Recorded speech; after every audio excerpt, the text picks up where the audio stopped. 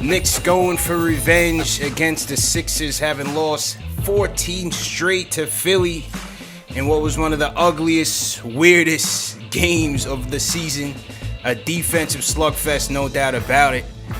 Knicks found themselves down going into this fourth quarter, but they clawed their way back. Julius Randle gets a crazy, lucky three-pointer to bounce to send it into overtime. Thought the Knicks were trending well, thought the momentum was headed our way. But a couple unlikely heroes saved it for Philly. And in the end, the Zebras once again hurt the Knicks on a loose ball foul. We get called on a loose ball foul. Sixers would end up going up one. Julius had his chances in the end, but it was too little too late, man. Knicks fall 101-100. We made our mistakes throughout this entire game. You know, it was a low-scoring game. Very good defensively for us. But, yeah, tough ending. We'll get into it, but very tough call there to call at the very end of the game. Then we can even talk about the challenge. A lot of moments. But, yeah, I'll go with Cardiac Knicks on this one. Another robbery for us. We got to call 911. Saw that tweet today. A Tobias Harris three-pointer makes it 100-99. And then you're really going to call this on Julius Randle, man? Yeah, sure. You know, to call Randle on the loose ball foul on Harris. It was crazy. And then Thibodeau goes for the challenge, and the referees didn't hear him, or they claim they didn't hear him. They don't give him the challenge. Obviously, you know, early in the game, we had a problem getting to the line, hitting free throws. And you know what I say about free throws? They're free points. And at some point in the game, they're going to come back and haunt you. But the Knicks did a good job, especially after going on the 11-0 run before the half to bring it within one.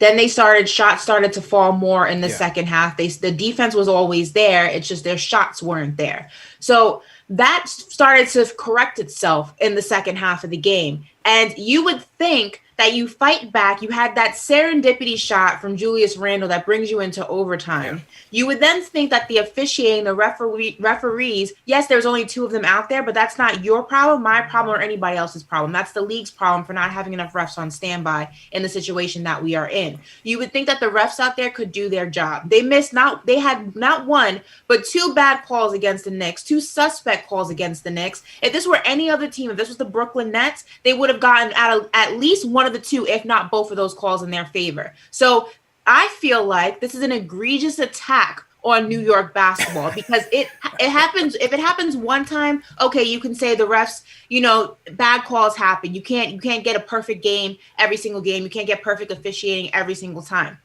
This is the second time we played Philadelphia. The last game there was a suspect call. This time there's a suspect call. We don't get any home calls like other teams do.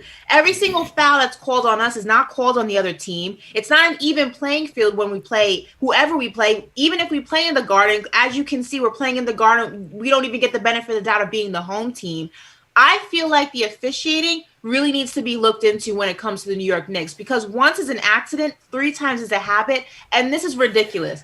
I just feel like these referees are picking and choosing when they want to go ahead and make certain calls. It's not an even playing field. Some players get calls, some teams get calls, and those same calls are not called for other teams. And the New York Knicks are one of those teams, and it's a problem, and it needs to be looked into because this is ridiculous. This is 3 times now. Like, even though it came down to Julius' shot, like, of all people, you know, Danny Green hitting those back-to-back threes, it hurt us, man.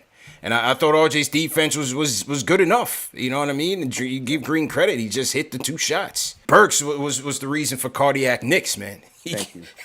He gave you some, and he took away a lot, man. How about Burks? He gets the steal on Ben Simmons. Has a 2-on-1, has Julius wide open instead. And you know Burks on the fast break is a disaster. And this time he airballs the layup. In typical Burke fashion, but it was just one of those games, man. Absolutely gut-wrenching loss by these Knicks. 21-22 in the campaign, 7th in the East. For the game to end the way that it did, is just, I think that's what is just taking out the energy out of all Knicks fans after this game. You cannot. How many times are we going to talk about a game being ended because of a referee call, not because of a missed shot by us, not because of a turnover by us? That's the frustration. And that's the thing. It kind of takes away from the mistakes you make as a team when the people out there who are hired to officiate the game and to do it correctly don't do their job. It's one thing, like I said, to miss one call. It's one thing to miss a second call. You don't miss 2 major calls down the stretch like that. That in overtime, no less. I thought RJ had a good game. all things considered, I thought RJ had going toe to toe with Simmons once again. I thought RJ had a poised game. He was very much under control. I wanted to see him with the ball in his hands, especially in crunch time, because I thought, Julius and Burks, they were a train wreck. Yeah. Even though they got us in this game, I mean, they were the cardiac Knicks tonight. In that Julius and Alec Burks. But I thought RJ had 2 clutch assists in this overtime. He kicked off the overtime, finding Burks for a corner 3. And then he finds Bullock for a 3 late in overtime with like 2 seconds left on the shot clock. And I thought those were clutch plays for RJ. I would have loved to have seen them, again, running some more offense through him, especially late, especially when we were down a point guard and, Burks was just out of control at times. I'm not afraid of the 76ers team. And I think that without Embiid on that floor with them, they look like a completely different team. I mean, for a team that's a top-seeded, squad in the East, to go against a New York Knicks team who has many offensive gaps, who as a team in general just has many things that they still need to correct and they still need to add to their roster. For us to go toe-to-toe with them, not once, but twice, that speaks, one, to how much grit we have as a team, how much determination we have as a team, but also it speaks to just how shaky the 76ers actually are. Because if you look at it on paper, even without Embiid, this team should wash us every single time, especially with what we still need, like I said, to get ourselves as a team and what we're still trying to figure out on our own. For us to go like this both times that we played them, I wouldn't be scared of the 76ers if I had to face them. I don't think any other team in the East is afraid of the 76ers. They're not that big and bad as their record says that they are. That's all I'm saying. Another thing I think Asher pointed to it was the free throws. 56% from the line. You can't do that, man. And on Canny, I mean, you had IQ miss 2. And win one trip. Julius missed some. You can't have that. You cannot have that and expect to win. And so, those things against a good defensive Philly team, regardless of who they have, it's going to cost you. I just want to say, man, because, it's basically our offense at the end of the day. Because, we get into it not on nail-biters, but Julius Randle is basically the only guy who we can trust to take that last shot. We need someone like a Zach LaVine or a Victor Oladipo, at least in my opinion. But we need another offensive closer on this team. Yeah, I mean, we're still a work in progress, man. Still a work in progress. Obviously missing D Rose, but this is Julius's team. We're going to go as far as Julius takes us. He's our all-star. Tibbs is going to feed him. The offense goes through him. And so for better or worse, this is what we have. But I still think there's opportunities to have RJ Barrett setting people up or getting his own. He was going toe-to-toe with Ben Simmons tonight with no problem. RJ was scoring at will in that paint, CK.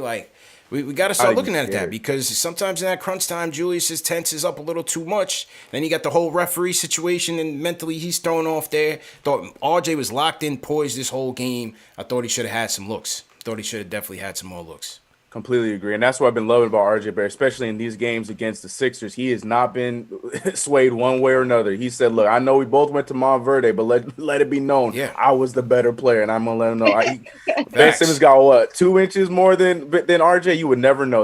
I think at the very beginning of the game, there was a moment when Ben Simmons was trying to back down RJ and settle for some whack hook shot that missed the whole rim. So, I love the challenge, and RJ Barrett was locked in tonight. He's accepted the challenge. He's accepted the challenge every time he plays Ben Simmons. So, I'm with that. Gutted right now. I'm just I really wanted this win so badly. I just wanted to go on a mini rant about Julius Randle. I think for me it's time for the front office to show him some respect and make a move to get him some help. Because for me, what I see out there is a true captain, a true leader, and a guy who I want to see win. All right, when you see this man, early in the first quarter, screaming at his team, saying, "Come on, guys, wake up!" Yeah. When you see him in the fourth quarter, guarding up their best player, the best scorer, what's his name, Tobias Harris, fighting through screens, locking him up. When you see stuff like that, you just feel you want the guy to win. And for me, I feel like we got to make a move. I know we're linked with these players who are on 1-year contracts and stuff like that, but Hey, if we got to make a move for Lonzo right now, I say we make the move. If we got to make a move for Norman Powell, we make a move. You know, get rid of the Deadwood, Obi Toppin, Knox, and Frank. Throw a pick in there, and let's get this man some help. Because for me, Randle, he wants to win. I want to see him win.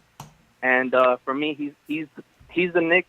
He's the first true Knicks captain since Patrick Ewing. No joke, bro. I don't want us as Knicks family to get down in dumps and sad, because if I'm keeping it a bean, y'all, we have won this season already. Talk to him.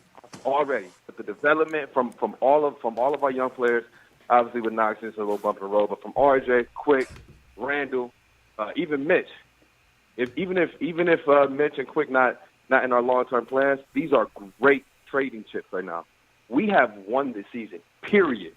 So, we can't get down in dumps from one little loss to Philly, 2 little losses, because every single team in the league, we giving a run play money every single game. So, let's not, you know what I'm saying? Let's not get all sad, y'all. We really got a crazy great future. You know what I'm saying? With this Oklahoma State game that's on right now, if we get a player like this, like a Cade Cunningham or a next-level game changer, y'all, in 2 years, we talking about 2-3 years, we talking about real-deal championship team with the way we develop and the way we growing. So, hey, we cool, we good, you know what I'm saying? Hit that thumbs up button for the squad, and all of us be excited about this future, because game in, game out, we might not win them, but season, we great, y'all. You know, you could always look at it from the macro and say, yeah, of course, things are on the upswing. But right now, when we in the thick of battle, when we on the hunt, we're in the playoff hunt right now. This is the trek. We're in the very much in the micro. We're going game by game, man, especially against this Philly team. We just lost to them last week in a game we should have won again, and then lost to them again in a game that we could have won again. It's tough. It's tough to lose. Even when you think about how good this team's fortune is for the future, it's tough in the here and now when you're watching this game 48 minutes and we had a chance against a good team, you know, regardless of who was missing there, and we just let it slip away, man. We just didn't make enough plays.